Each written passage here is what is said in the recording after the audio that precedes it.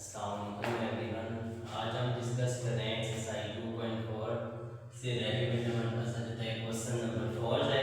और इस क्वेश्चन के अंदर हमारे पास एक सिस्टम है और इस सिस्टम को हमें सॉल्व करना है। होमोजेनियस सिस्टम है।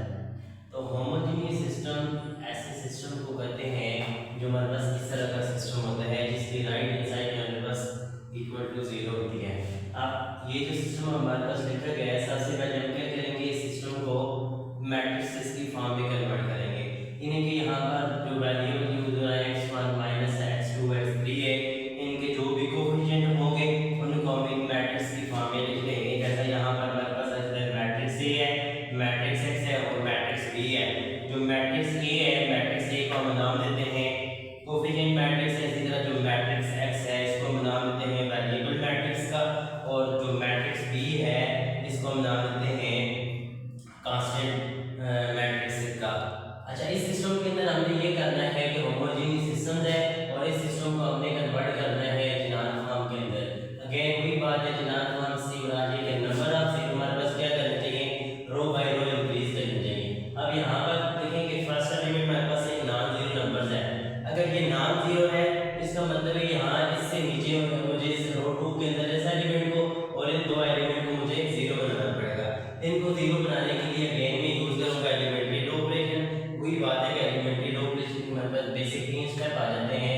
स्टेप नंबर 1 ये कि हम किसी भी दो रो या दो कॉलम को आपस में इंटरचेंज कर सकते हैं। स्टेप नंबर 2 ये है कि किसी भी रो को या कॉलम को नॉन जीरो स्केलर के साथ मल्टीप्लाई कर सकते हैं। और इसी तरह जो स्टेप नंबर 3 है तो हम किसी भी दो रो या दो कॉलम को आपस में ऐड या सब्ट्रैक्ट कर सकते हैं। अब यहाँ पर हमने जीरो बनाना है, तो यहाँ पर जीरो बनाने के लिए क्या करना पड़ेगा कि अगर मैं रो 2 में से रो 1 को माइनस कर दूं, रो 2 में से रो 1 को माइनस कर दूं और यहाँ पर मुझे जीरो बनाना है रो 3 के अंदर, तो यहाँ पर मुझे जीरो बनाने के लिए क्या करना पड़ेगा कि रो 3 में से क्या करूँगा, रो 1 को माइनस करूँगा, लेकिन रो 1 को अगर मैं 2 के साथ मल्टीप्लाई कर दूंगा तो मेरे पास आ जाएगा रो 3 माइनस 2 टाइम r1। अब यहाँ पर लिखा गया जैसा कि हमारे पास आ जाती है कि रो 1 है, रो 1 के रो 2 के एलिमेंट आ जाते हैं 1 2 -1 0 है और यहाँ पर आ जाएगा 1 -1 0। इसको हमने माइनस किया तो सिंपल ये 1 -1 करेंगे 0, नीचे वाले की साइन चेंज करेंगे 2 + 3 1 करेंगे 3 और -1 -2 1 + ये बन जाएंगे। इसी तरह रो 3 को लिखा है और साथ लिखा है कि रो 1 को हमने क्या करना है 2 के साथ मल्टीप्लाई कर रहे हैं, तो ये मेरे पास ये बन जाएगी। इसी तरह ये फॉर्म बन जाएगी। ये हमारे पास जो भी रिजल्टेंट रो बनी है इसको उठा के हमने यहाँ पर लिख दिया है, हमारे पास ये रिक्वायर्ड मैट्रिक्स बन गया है। अब यहाँ पर मुझे रो 3 के अंदर इस एलिमेंट के 3 2 को 0 बनाना है। इसको 0 बनाने के लिए क्या करना पड़ेगा, अगर मैं रो 3 में से रो 2 को माइनस कर दूं, अब यहाँ पर देखिए 0 मुझे इस एलिमेंट को बनाना है 3 2 एलिमेंट को, और यहाँ पर देखिए कॉलम कौन सा है, ये सेकंड कॉलम है। जब भी हमने सेकंड कॉलम के अंदर 0 बनाना है तो ऑलवेज हम यूज करेंगे रो 2 का। तो यहाँ पर अगर मैं 3 - 3 करता हूँ तो यहाँ पर मेरे पास माइनस आ जाएगा। तो यहाँ पर ये करेंगे कि रो 3 में से अगर रो 2 को बाहर माइनस करते हैं तो ये रो 3 आ जाती है, इसका एलिमेंट 0 3 1 0 आ जाएगा, और रो 2 आ जाती है 0 3 -2 0 हो जाएगा। जब इसको हम माइनस करेंगे साइन चेंज करके तो रिजल्टेंट रो हमारे पास ये बन जाएगी 0 0 3 0। अब यहाँ पर देखेंगे ये मैट्रिक्स हमारे पास कंप्लीट किया हो गया, जिनान फॉर्म के अंदर कन्वर्ट हो गए। इनके हमारे पास क्या है, number of zero row by row increase कर रहे हैं। अब यहाँ पर एक जीरो तो यहाँ पर 2 आ गया। इसका मतलब ये है कि ये जो गिवन एगुमेंटेड मैट्रिक्स बना था ये कंप्लीट जिनान फॉर्म के अंदर कन्वर्ट हो गए।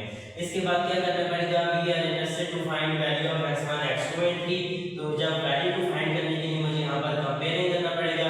जैसा कि यहाँ पर रो 3 को देखें तो यहाँ से ये जो वैल्यू की लास्ट ये x1 की होती है, ये x2 और ये x3 की, x3 को कंपेयरिंग करेंगे तो सिंपल ये कि x3 की वैल्यू हमारे पास क्या हो जाएगी, 0 हो जाएगी। 0 ऐसे हो जाएगी कि यहाँ पर 3 टाइम x3 इक्वल हो जाएगा 0 के। तो जब 3 तरह के डिवाइड हो जाएगा तो anything by divide by 0 answer हमारे पास आ जाएगा 0। तो x3 की वैल्यू आ जाएगी यहाँ पर 0 आ जाएगी। इसी तरह अगर हम रो 2 के अंदर देखें तो रो 2 के अंदर आ जाएगा 3 टाइम x2 -2 x3 हो जाएगा। तो यहाँ पर x3 की वैल्यू 0 पुट करेंगे, x2 भी 0 हो जाएगा। और अगेन यहाँ पर x1 के अंदर जब हम 0 पुट करेंगे, सॉरी जब हम रो 1 को कंपेयरिंग करें यहाँ से तो x1 की वैल्यू हमारे पास जो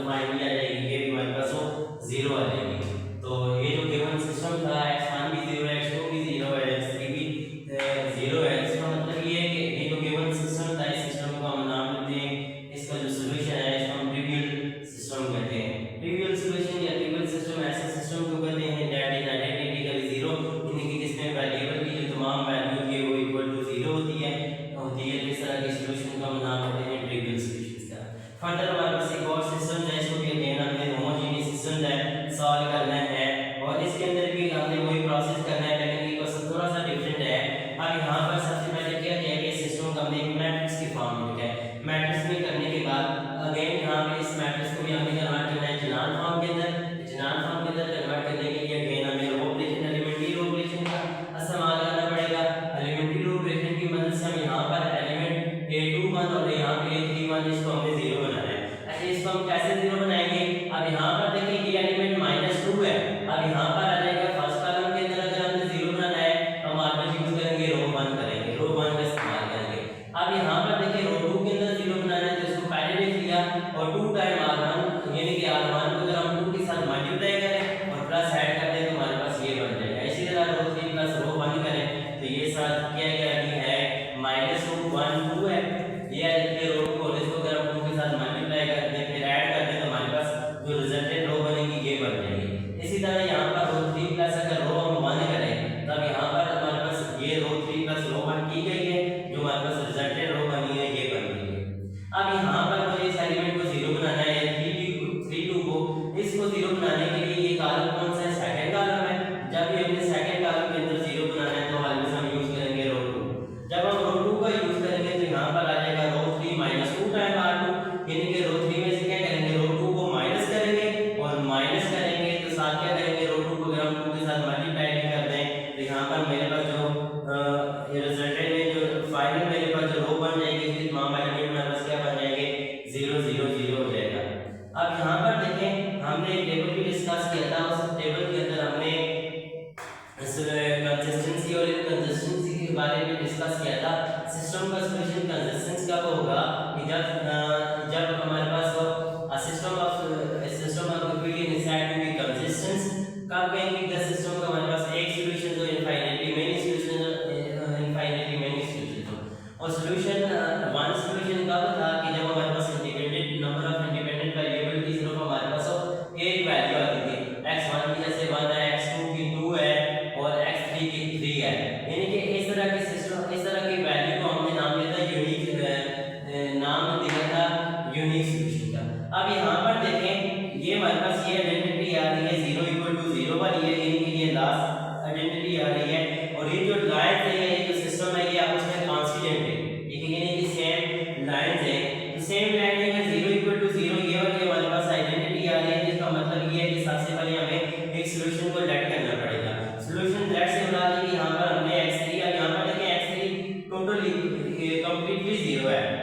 अगर x3 0 है तो मतलब है ये वाली आइडेंटिटी है, तो यहाँ पर हम एक सम अदर सॉल्यूशन ले लेते हैं, जैसा कि यहाँ पर दिया है x3 = t है और t क्या है, t हमारे पास एक सम रियल नंबर्स है।